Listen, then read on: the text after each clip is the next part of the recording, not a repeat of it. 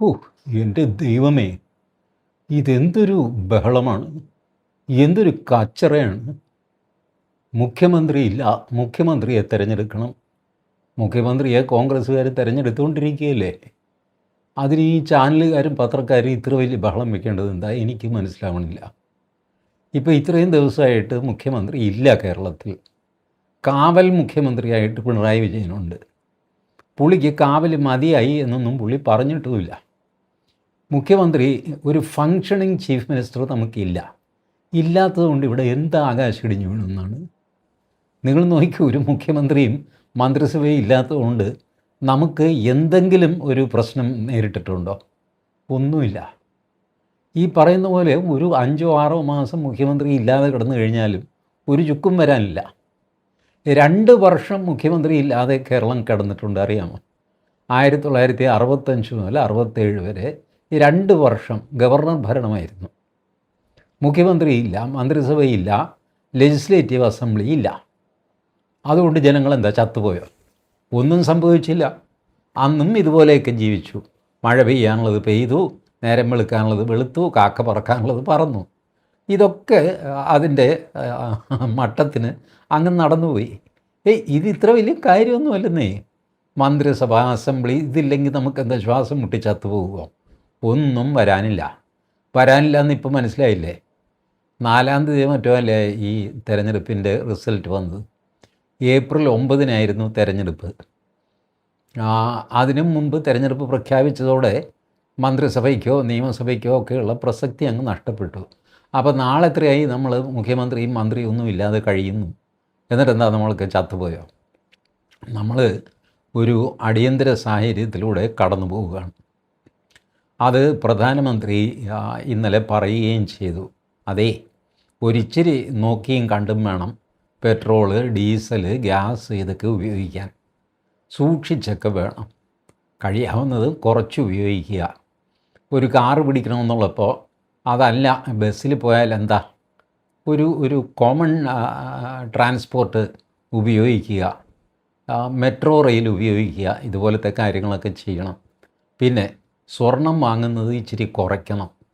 കാരണം സ്വർണത്തിനുമൊക്കെ നമ്മൾ ഡോളർ കൊടുക്കുന്നതാണല്ലോ, വിദേശ നാണ്യം കൊടുത്താണ് നമ്മൾ സ്വർണ്ണം ഇറക്കുമതി ചെയ്യുന്നത്. ആ ഇറക്കുമതി ചെയ്ത് അത് ബോംബെയിലും മറ്റും ആഭരണമാക്കി മാറ്റിയിട്ടാണ് ഈ എറണാകുളത്തും തിരുവനന്തപുരത്തും ഒക്കെ കൊണ്ടുവന്ന് കച്ചവടക്കാർ വിൽക്കുന്നത്.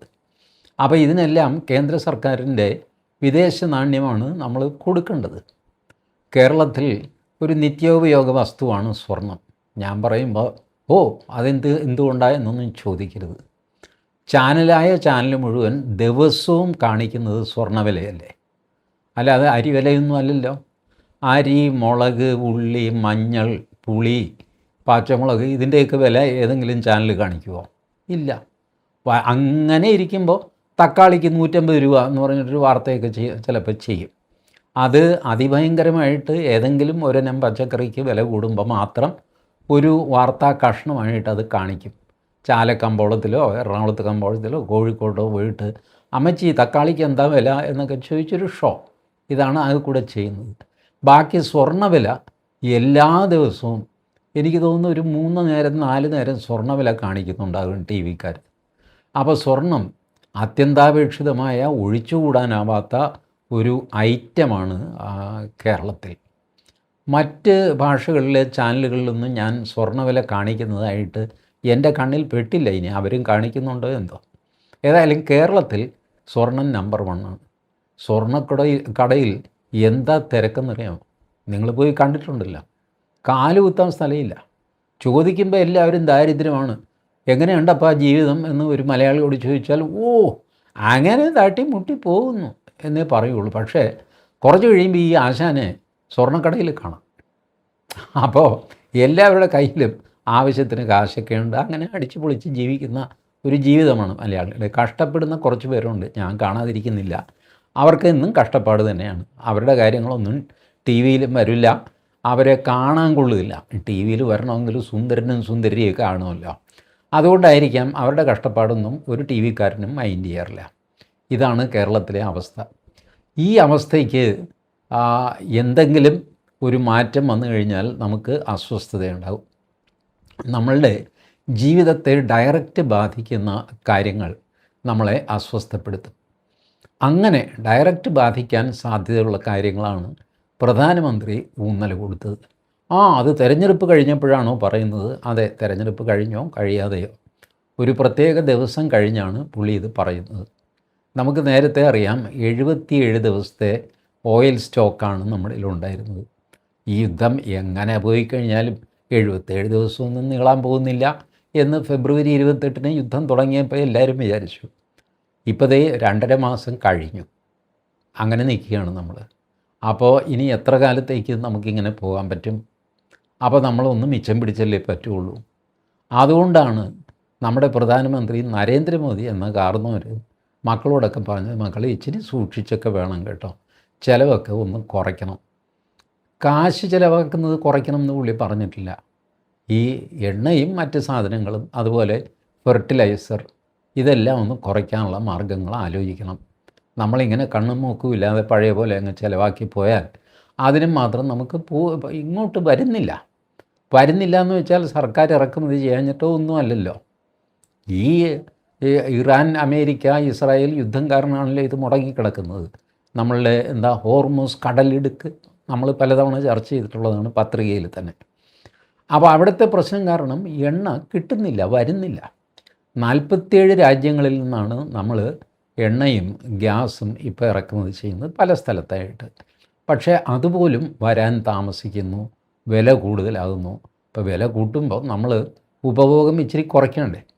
ഇതൊക്കെയാണ് നമ്മളുടെ കൺസേൺ. ഇതാണ് യഥാർത്ഥ കൺസേൺ. യഥാർത്ഥമായ പ്രശ്നം കണ്ടെത്തുകയും അത് ജനങ്ങളെ അറിയിക്കുകയും ചെയ്യുന്നത് പ്രധാനമന്ത്രിയുടെ ചുമതലയാണ്. ആ ചുമതലയാണ് അദ്ദേഹം നിർവഹിച്ചിരിക്കുന്നത്. അതൊരവസരമായിട്ട് കണ്ടിട്ട് രാഹുൽ ഗാന്ധിയൊക്കെ കയറി ബഹളം, 12 കൊല്ലം ഭരിച്ചു മുടിച്ച് എണ്ണ തീർത്തു. ഇയാൾക്കൊക്കെ എന്താണ് എനിക്ക് മനസ്സിലാവണില്ല. എണ്ണ വരാത്തത് എന്തുകൊണ്ടാണ്? നരേന്ദ്രമോദി തടഞ്ഞു വെച്ചോ? അതോ 12 കൊല്ലം എണ്ണയിട്ട് കൂട്ടിയിട്ട് കത്തിച്ചോ? ഇതെന്ത് വിവരക്കേടാണ് ഈ പറയുന്നതൊക്കെ? ഒരു തക്കം കിട്ടി. നമ്മളുടെ പ്രേമചന്ദ്രൻ പറയുന്നത് അടിയന്തരമായിട്ട് ലോക്സഭ വിളിച്ചു കൂട്ടുക. എന്തിന്? അയാൾക്ക് പ്രസംഗിക്കാൻ. വായിൽ പ്രിൻറ്റിംഗ് പ്രസ്സും വെച്ചാണ് പ്രേമചന്ദ്രൻ ജനിച്ചിരിക്കുന്നത്. ആ പ്രസ് ഇടയ്ക്കിടയ്ക്ക് ചലിപ്പിച്ചില്ലെങ്കിൽ അതിന് തുരുമ്പെടുക്കും. പടപടാന്ന് പറഞ്ഞുകൊണ്ട് പുള്ളിക്ക് വാചകം അടിക്കണം. ലോക്സഭ വിളിച്ചു കൂട്ടിയിട്ട് ഒരു പ്രസംഗം 1.5 മണിക്കൂർ, ബഹളം, സിന്ദാബാദ്, ഇറങ്ങിപ്പോക്ക്, നരേന്ദ്രമോദിയെ കുറേ ചീത്ത പറയുക. ഇങ്ങനെയൊക്കെ ചെയ്ത് കഴിഞ്ഞാൽ എണ്ണ കിട്ടുമെന്നാണോ? ഗ്യാസ് കിട്ടുമെന്നാണോ? എന്തൊരു മണ്ടത്തരമാണ് ഇതൊക്കെ. അപ്പം ജനജീവിതത്തെ സ്പർശിക്കുന്ന കാര്യങ്ങളിലൊന്നും ഇവർക്ക് ഒരു ദണ്ണവുമില്ല. എന്നിട്ട് മുഖ്യമന്ത്രി ഉണ്ടായില്ല എന്ന് പറഞ്ഞു. ചാനൽ മുഴുവൻ ചർച്ചയാണ്. മുഖ്യമന്ത്രി ആയില്ല എന്ന് പറയുന്നു. ചാനലുകളാണ് ഈ മുഖ്യമന്ത്രി ഇത്രയും പ്രശ്നം ഉണ്ടാക്കിയത്. ഉള്ള കാര്യം ഞാൻ നിങ്ങളോട് പറയാമല്ലോ. മലയാളത്തിൽ ഏഷ്യാനെറ്റ് ചാനൽ വ്യക്തമായും വി ഡി സതീശനെ മുഖ്യമന്ത്രിയാക്കാൻ കിണഞ്ഞ് പരിശ്രമിച്ചുകൊണ്ടിരിക്കുകയാണ്. വി ഡി സതീശനെതിരെ ഇനി അത് വേണുഗോപാലായാലും വേണ്ടില്ല, രമേശ് ചെന്നിത്തലായാലും വേണ്ടില്ല, പക്ഷേ വി ഡി സതീശൻ വേണ്ട എന്നുള്ള മട്ടിലാണ് റിപ്പോർട്ടർ ചാനലിൻ്റെ പോക്ക്. മനോരമ ചാനൽ വി ഡി സതീശന് അനുകൂലമാണ്. Big T V V D സതീശന് എതിരാണ്. ഇങ്ങനെയൊക്കെ നിൽക്കുകയായിരുന്നു മിനിഞ്ഞാന്ന് വരെ. ഇപ്പം ഇന്നലെ ഒരല്പം തകിടം മറിഞ്ഞു കാര്യങ്ങൾ. ഏഷ്യാനെറ്റിൻ്റെ ചർച്ചയിൽ ആദ്യമായിട്ട് ഒരു കോൺഗ്രസ്സുകാരൻ വേണുഗോപാൽ വന്നാൽ എന്താ എന്ന് ചോദിച്ചു. അത് ചോദിക്കാൻ വേണ്ടിയിട്ട് തന്നെയാണ് അദ്ദേഹത്തെ ക്ഷണിച്ചത്. അതായത് ഏഷ്യാനെറ്റിന് മനസ്സിലായി വി ഡി സതീശൻ മുഖ്യമന്ത്രി ആകാൻ പോകുന്നില്ല. അപ്പോൾ ഇനി പതുക്കെ വേണുഗോപാൽ അങ്ങോട്ട് ചാഞ്ഞോളം, ജീവിക്കേണ്ട ഇതിൻ്റെ നടുക്ക്. അവരൊരു ചാനലാണല്ലോ, ജീവിച്ചു പോകണ്ടേ. ഒരു മുഖ്യമന്ത്രിയെ, വരാൻ പോകുന്നൊരു മുഖ്യമന്ത്രിയെ അഡ്വാൻസായിട്ട് വെറുപ്പിക്കാനും അവർ തയ്യാറല്ല. അതുകൊണ്ട് പതുക്കെ അവർ ചുവട് മാറുന്നു. മാതൃഭൂമി നോക്കിക്കഴിഞ്ഞപ്പോൾ മാതൃഭൂമിയും ചുവട് മാറുന്നു. അതിൽ കുറേ കൂടെ ഉഗ്രമായിട്ട് 2 പേരാണ് വേണുഗോപാലിന് വേണ്ടി ബാറ്റ് ചെയ്യാൻ ഇറങ്ങിയിരിക്കുന്നത്. അതിൽ ഈ 2 പേരും, ഏഷ്യാനെറ്റിലെ ആളും മാതൃഭൂമിയിലെ ആളും പച്ചയ്ക്ക് പറഞ്ഞു, കോടിക്കണക്കിന് രൂപ ഇറക്കി നടക്കുന്ന ക്യാമ്പയിനാണിത് എന്ന് പറഞ്ഞു. എനിക്കും ആ തോന്നലുണ്ടായിരുന്നു കേട്ടോ. ഇവർ ഈ ജനരോഷം, ജനവികാരം എന്നൊക്കെ പറഞ്ഞു കഴിഞ്ഞാൽ ജനം തെരുവിലിറങ്ങി നിങ്ങൾ കണ്ടോ? ഇല്ലല്ലോ. കുറേ കോൺഗ്രസ്സുകാർ 100-150 കോൺഗ്രസ്സുകാർ ജാഥ എന്നൊക്കെ പറഞ്ഞ് നടത്തുന്നു. ഇതാണ് ജനവികാരം. എന്നിട്ട് അവർ ഫ്ലക്സ് ഒട്ടിക്കുന്നു, അവർ തന്നെ ഫ്ലക്സ് കീറുന്നു. ഇതെങ്ങനെ ജനവികാരമാകും? അത് കോൺഗ്രസ്സുകാരുടെ കുറച്ച് പേരുടെ വികാരമാണ്, വേറെ ഒന്നുമില്ല. അതവിടെ ഇവിടെ നടത്തി.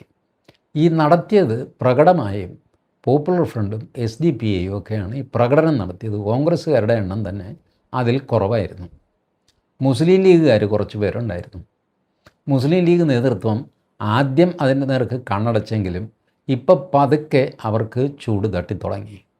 അവരുടെ ആൾക്കാരും ഈ കൊസറാക്കൊള്ളിക്ക് ഇറങ്ങിയിട്ടുണ്ട് എന്നവർ മനസ്സിലാക്കുന്നു. ഇതെന്തിനാണ് മുസ്ലിം ലീഗ് ഇതിൽ പോയി തലവയ്ക്കുന്നതെന്ന് എനിക്ക് മനസ്സിലാകുന്നില്ല.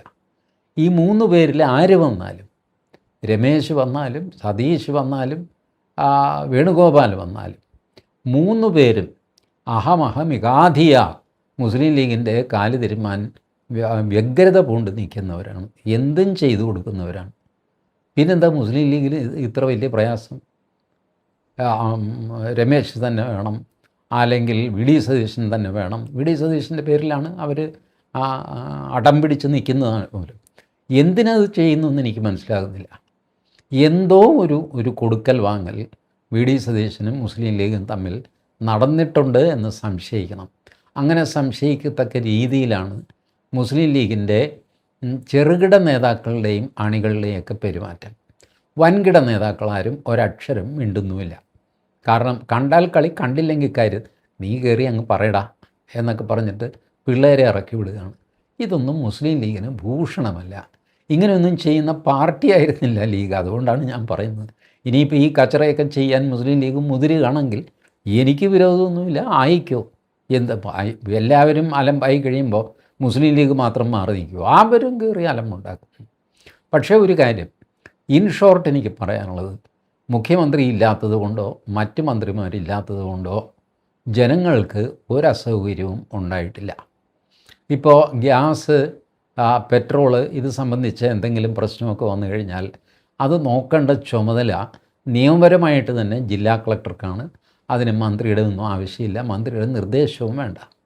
ജില്ലാ കളക്ടർമാർ അത് നോക്കിക്കോളും. സിവിൽ സപ്ലൈസിൻ്റെ ചുമതല അവർക്കാണ്, ഫ്യൂവലിൻ്റെ ചുമതല അവർക്കാണ്. അതിലെ എമർജൻസി, എസൻഷ്യൽ കമ്മോഡിറ്റീസ് ആക്ട് ഇതൊക്കെ എൻഫോഴ്സ് ചെയ്യേണ്ടത് ജില്ലാ കളക്ടർമാരാണ്. നിങ്ങളൊന്നും കൊണ്ടും പേടിക്കേണ്ട. ജില്ലാ കളക്ടറുടെ കയ്യിൽ ആവശ്യമുള്ള അധികാരങ്ങൾ, ആവശ്യത്തിൽ കൂടുതൽ ജില്ലാ കളക്ടറിൽ നിക്ഷിപ്തമാണ്. അങ്ങേര് കാര്യം നോക്കിക്കോളും. ഇനി നോക്കിയില്ലെങ്കിൽ നമ്മളൊക്കെ ജില്ലാ കളക്ടറോട് പരാതി പറഞ്ഞാൽ മതി.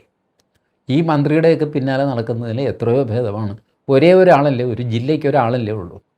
ജില്ലയിലെ ആർക്കും ആ മനുഷ്യനെ കോണ്ടാക്റ്റ് ചെയ്യാം, പരാതി പറയാം, പരിഹാരം തേടാം. പിന്നെ ഈ മന്ത്രിസഭയെല്ലാം കൂടിയിട്ട് ഇവരെന്താ ചെയ്യാൻ പോകുന്നത്? വലിയ തുറമുഖം, വലിയ വിമാനത്താവളം ഇതൊക്കെ കൊണ്ടുവരുമെന്ന് പറയും. 10, 500, 1500 കോടി രൂപയുടെ പ്രോജക്റ്റ്, അതിനകത്ത് കുറേ കമ്മീഷൻ തട്ട്, ഇതൊക്കെയാണ് ഈ നിയമസഭയും മന്ത്രിമാരും ഒക്കെ കൂടെ ചെയ്യാൻ പോകുന്നത്. അല്ലാതെ ബാക്കി ചെയ്തൊക്കെ ഈ സെക്രട്ടറിമാരും ജില്ലാ കളക്ടറും ഒക്കെ നമുക്കാവശ്യമുള്ളതൊക്കെ ഈ ഉദ്യോഗസ്ഥന്മാരാണ് ചെയ്യേണ്ടത്. അവരവിടെ തന്നെയുണ്ട്, അവരിപ്പോഴും ചെയ്യുന്നുമുണ്ട്. യാതൊരുവിധ പ്രശ്നവും കേരളത്തിലില്ല. ഉണ്ടോ? ക്രമസമാധാന പ്രശ്നമുണ്ടോ? ഇല്ല. ഇവർ ഈ രാഷ്ട്രീയക്കാർ കയറിയിട്ട് സതീശനെ മുഖ്യമന്ത്രിയാക്കണമെന്ന് പറഞ്ഞിട്ട് തെരുവിൽ ബഹളം വെച്ച് ക്രമസമാധാന പ്രശ്നം ഉണ്ടാക്കാതിരുന്നാൽ മതി. ഈ സതീശൻ്റെ ഈ പരിപാടി ഉണ്ടല്ലോ, ഈ കാശിറക്കിയും മുതലാളിമാരെ ഇറക്കിയും അയാൾക്ക് വേണ്ടിയിട്ട് TV ചാനലുകൾക്ക് കാശ് കൊടുത്ത് അതിലെ അവതാരകരെ കൊണ്ട് ചില പ്രത്യേക രീതിയിൽ സംസാരിപ്പിച്ച് ഈ കലാപരിപാടിയൊക്കെ അവസാനിപ്പിക്കുക സതീശൻ ഇതിൽ എക്സ്പോസ്ഡ് ആയിപ്പോയി കേട്ടോ. സതീശൻ ഓവർപ്ലേ ചെയ്ത് എക്സ്പോസ്ഡ് ആയിപ്പോയി. ഇപ്പോൾ വ്യക്തമാണ് ഇന്ന ചാനലുകൾ. ഞാൻ നിങ്ങളോട് എണ്ണി പറഞ്ഞില്ലേ ആരൊക്കെയാണ് സതീശന് വേണ്ടിയിട്ട് വാട്ടം പിടിക്കുന്ന ചാനലുകൾ, ആരാണ് അതിനെതിരെ വാട്ടം പിടിക്കുന്നവർ. ഇതിൻ്റെ മൂർധന്യത്തിൽ എത്തിയെന്ന് കണ്ടു കഴിഞ്ഞപ്പോൾ KC വേണുഗോപാൽ ഇടപെട്ടിട്ടുണ്ട്. അതാണ് ഇന്നലെ മുതൽ ചാനലുകളിൽ വരുന്ന ചില്ലറ വ്യത്യാസം. കാരണം കാശ് മുടക്കാൻ കാശ് അയാളുടെ കയ്യിലുമില്ലേ, വേണുഗോപാലിൻ്റെ കയ്യിലും കാശുണ്ട്, രമേശ് ചെന്നിത്തലയുടെ കയ്യിലും കാശുണ്ട്, VD സതീശൻ്റെ കയ്യിലും കാശുണ്ട്. VD സതീശൻ്റെ കയ്യിൽ കാശ് മാത്രമല്ല, മുസ്ലിം തീവ്രവാദികളുമുണ്ട്, അഴിഞ്ഞാടാൻ പറ്റിയ ആൾക്കാരുണ്ട് റോഡിൽ. അതുകൊണ്ടാണ് സതീശനോട് ഞാൻ പറയുന്നത്, സതീശ ഈ കളിയൊന്നും വേണ്ട. ഈ കളിയിൽ സതീശൻ ജയിക്കാൻ പോകുന്നില്ല. ഇനി അഥവാ ജയിച്ചാൽ തന്നെ അത് ശാശ്വതവുമല്ല. ഒരു കാര്യം ഞാൻ പറയാം, കേരളത്തിൽ ഏത് മുഖ്യമന്ത്രിയെ ഇനി കോൺഗ്രസ് വെച്ച് കഴിഞ്ഞാലും കോൺഗ്രസ് ശാന്തമാകാൻ പോകുന്നില്ല. അതിനകത്തെ കലക്കവും ചുഴിയും കൊടുങ്കാറ്റും ഒക്കെ തുടങ്ങിക്കഴിഞ്ഞു. ഇനിയിപ്പോൾ ഇത് ഉടനെയെങ്ങും അമർന്ന് കിട്ടും എന്നെനിക്ക് തോന്നുന്നില്ല. അങ്ങനെ കിട്ടണമെങ്കിൽ ഒരുപക്ഷെ ഞാൻ പറയാം, തിരുവഞ്ചൂർ രാധാകൃഷ്ണനെ മുഖ്യമന്ത്രിയാക്കുക. അപ്രതീക്ഷിതമായൊരു സ്ഥാനാർത്ഥിയായിരിക്കും. അപ്രതീക്ഷിതമൊന്നുമല്ല, കോൺഗ്രസ്സിൽ ഒരുപാട് പേർക്കറിയാം, പരമയോഗ്യനാണ്. കോൺഗ്രസ്സിലുള്ളതിൽ ഒരു കോൺഗ്രസ്സുകാരൻ തിരുവഞ്ചൂർ രാധാകൃഷ്ണനാണ്. കോൺഗ്രസ്സിനകത്ത് കോൺഗ്രസ്സുകാർ ഇല്ലാതെ വരികയാണ്, കമ്മ്യൂണിസ്റ്റുകാരാണ് മുഴുവൻ. വി ഡി സതീശനൊക്കെ നല്ല ഒന്നാം തരം കമ്മ്യൂണിസ്റ്റാണ്. V D Satheesan, V T Balram, ഇതുപോലെ കമ്മ്യൂണിസ്റ്റുകാർ ഒരുപാടുണ്ട് കോൺഗ്രസ്സിൽ. ബട്ട് ഒട്ടും കമ്മ്യൂണിസം ഇല്ലാത്ത ഒരു കക്ഷിയാണ് തിരുവഞ്ചൂർ രാധാകൃഷ്ണൻ. അഴിമതി ഇപ്പോൾ ഒരുപാട് തവണ മന്ത്രിയായി, പല രീതിയിലുള്ള അവരുടെ പാർട്ടിക്കുള്ളിലും പല പദവികൾ വഹിച്ചിട്ടുണ്ട്. നല്ല എക്സ്പീരിയൻസ് ഉണ്ട്, അഡ്മിനിസ്ട്രേറ്ററാണ്, വഴക്കാളിയല്ല. അദ്ദേഹത്തിൻ്റെ പേരിലും വ്യക്തിപരമായിട്ടും എന്തെങ്കിലും സ്വഭാവ ദൂഷ്യമോ കേസോ അങ്ങനെയൊന്നുമില്ല, പരമയോഗ്യം. അപ്പോൾ ഇനി തിരുവഞ്ചൂർ രാധാകൃഷ്ണനെയാണ് മന്ത്രിയാക്കുന്നതെങ്കിൽ, മുഖ്യമന്ത്രിയാക്കുന്നതെങ്കിൽ ഒരുപക്ഷെ ഈ വഴക്ക് ശമിച്ചു എന്ന് വരും. പിന്നെ അത്ര ഏബിൾ അഡ്മിനിസ്ട്രേറ്റർ ഒന്നും അല്ലെങ്കിലും മുരളീധരനെ മുഖ്യമന്ത്രിയാക്കിയാലും ചിലപ്പോൾ ഈ വഴക്ക് ശമിച്ചു എന്ന് വരും. എന്നാൽ വേണുഗോപാൽ, രമേശ് ചെന്നിത്തല, വി ഡി സതീശൻ, ഈ 3 പേരിൽ ആരെ മുഖ്യമന്ത്രിയായി കഴിഞ്ഞാലും വഴക്ക് ശമിക്കില്ല എന്ന് മാത്രമല്ല, അത് വർദ്ധിത വീര്യത്തോടെ തിരിച്ചു വരും. കാരണം മറ്റ് മന്ത്രിമാർ സത്യപ്രതിജ്ഞ ചെയ്യാനുണ്ട്, ഇനി വകുപ്പ് വിഭജനമുണ്ട്, എന്തൊക്കെ ബാക്കി കിടക്കുന്നു. നാടകം ഇതുകൊണ്ട് തീരുന്നൊന്നുമില്ല, നാടകം തുടങ്ങിയിട്ടില്ലേ ഉള്ളൂ. നമ്മുടെ ഒരു തലവിധി ഭയങ്കരമാണ് കേട്ടോ. ബംഗാളിൽ നമ്മളുടെ ശുഭേന്ദുവിനെ സത്യപ്രതിജ്ഞ ചെയ്യിക്കാനായിട്ട് അമിത്ഷായാണ് പോയത്. അവിടെയും പാർലമെൻ്ററി പാർട്ടി MLA മാരൊക്കെ കൂടി. അമിത്ഷാ പറഞ്ഞു, കേന്ദ്രത്തിൽ നിന്ന് ഞങ്ങളുടെ ഒരു തീരുമാനം ഞാൻ പറയാം. ശുഭേന്ദു അധികാരിയാണ് മുഖ്യമന്ത്രിയാകാൻ യോഗ്യൻ എന്ന് ഞങ്ങൾ കരുതുന്നു. നിങ്ങൾക്ക് എന്തെങ്കിലും അഭിപ്രായ വ്യത്യാസമുണ്ട്, വേറൊരാളുടെ പേര് പറയാനുണ്ടെങ്കിൽ പറയാം. ആരും ഒന്നും പറഞ്ഞില്ല. അമിത്ഷാ പറഞ്ഞു, ഞാനിവിടെ ഇരിക്കുന്നല്ലോ എന്നോർത്ത് പേടിച്ചിട്ട് പറയാതിരിക്കുകയൊന്നും വേണ്ട, നിങ്ങൾക്ക് പറയാനുള്ളത് പറഞ്ഞോ, കാരണം വേറെ ആൾക്കാരുണ്ടാകാമല്ലോ. എനിക്ക് ബംഗാളിലെ എല്ലാവരെയും അത്ര കണ്ട് പരിചയമൊന്നുമില്ല. പരിചയമുള്ളതിൽ നിന്ന് ഞാൻ സജസ്റ്റ് ചെയ്യുന്ന പേരാണ് ശുഭേന്ദു അധികാരി. അതുകൊണ്ട് സമയം എടുക്കാൻ പറഞ്ഞു. 10, 15, 20 മിനിറ്റ് സമയം കൊടുത്തു. എല്ലാവരും പറഞ്ഞു, അല്ല അങ്ങേര് മതി എന്ന് പറഞ്ഞു. കഴിഞ്ഞു. ഇത്രയേ ഉള്ളൂ സംഭവം. ഇതുപോലെ മല്ലികാർജുൻ ഖാർഗെ അല്ലെങ്കിൽ രാഹുൽ ഗാന്ധി കേരളത്തിൽ വരുന്നു. അതേ, എൻ്റെ മനസ്സിൽ KC വേണുഗോപാലാണ്. ഇനി നിങ്ങൾക്ക് വേറെ എന്തെങ്കിലും അഭിപ്രായം ഉണ്ടെങ്കിൽ പറഞ്ഞോ, നമുക്കത് ആലോചിച്ചിട്ട് ഇപ്പം തന്നെ തീരുമാനിക്കാം. ഒരു മണിക്കൂർ 1.5 മണിക്കൂർ യോഗം, ഒരു 10, 65, 70 ചായ, ഇത്രയേ ഉള്ളൂ കാര്യം. ഇത് തീരുമാനിച്ചിട്ട് അടുത്ത ഫ്ലൈറ്റിന് ഇങ്ങേര് തിരിച്ചു പോവുക. രാഹുൽ ഗാന്ധി അടുത്ത ഫ്ലൈറ്റൊന്നുമില്ല, അങ്ങേര് സ്പെഷ്യൽ ഫ്ലൈറ്റിലാണല്ലോ വരവ്. അപ്പോൾ അങ്ങേർക്ക് തിരിച്ചു പോകാൻ പണി കഴിഞ്ഞു. ഇത് ചെയ്യാതെ ഇതിട്ട് അലക്കിക്കൊണ്ടിരിക്കുക എന്ന് പറയുന്നത് കോൺഗ്രസിൻ്റെ ഒരു സ്വഭാവമാണ്. അവർക്ക് ഇങ്ങനെയൊക്കെ ചെയ്യാൻ പറ്റുള്ളൂ. ഇത് തീർന്നിട്ടില്ല. ഇനി ഞാൻ പറഞ്ഞില്ല, ഇനി വകുപ്പ് വിഭജനം, പല രീതിയിലുള്ള അലമ്പ് കച്ചറയൊക്കെ ഉണ്ടാവും. ഒരു കാര്യം മാത്രം ഞാൻ ഓർമ്മിപ്പിക്കുന്നു, മുഖ്യമന്ത്രിയോ മറ്റു മന്ത്രിമാരോ നിയമസഭയോ ഇല്ലാഞ്ഞിട്ട് നമുക്കാർക്കും ഒരു ശ്വാസം മുട്ടലും ഇന്നേ വരെ ഇല്ലാത്തതിനാൽ ഈ സാധനം ഇനി കുറേ കാലത്തേക്ക് ഇല്ലാതെ കിടന്നാലും നമുക്കൊരു ചുക്കും വരാനില്ല. ധൈര്യമായിട്ടിരിക്കുക. Thank U.